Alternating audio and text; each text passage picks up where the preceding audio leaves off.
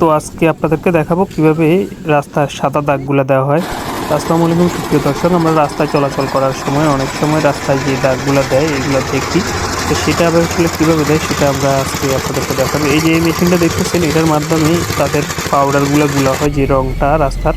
এরপরে এই মেশিনে নেওয়া হয়, মেশিন থেকে বিভিন্ন সিস্টেমের মাধ্যমে, যেমন গ্যাসের সিলিন্ডারের একটা বোতল আছে, এটার মাধ্যমে আগুন জ্বালানো হয় এই কেমিক্যালগুলো যেন নরম থাকে। এরপরে এইটার কতটুকু আসবে সেটা একটু নির্ধারিত করে দেওয়া হয়।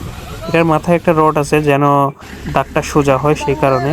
আবার রংগুলা গুলিয়ে দেওয়ার জন্য সেটার জন্য একটা হ্যান্ডেল আছে। তো আসলে এটা হচ্ছে এই রাস্তার কাজগুলো করে থাকে। আসলে এটা বিভিন্নভাবে ইয়ে করে, যে যখন যেভাবে করতে চায় এভাবে করতে পারে। মেশিনটাকে আসলে ঠেলে ঠেলে চালাইতে হয়, কেউ একজন ঠেলে আরেকজন টানে, আর সামনে আরেকজনের রাস্তাটা পরিষ্কার করে। এখন এটা হচ্ছে আপনার যে রংটা ছাড়লো, এরপরে হচ্ছে আপনার রংটা ছেড়ে তারা মানে সামনের দিকে আগাচ্ছে এবং কি রংটা আস্তে আস্তে পড়তেছে, তাদের গাড়িও আগাইতেছে।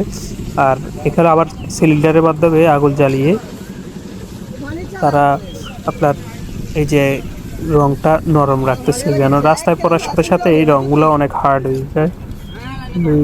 আসলে খুবই অন্যরকম সিস্টেম।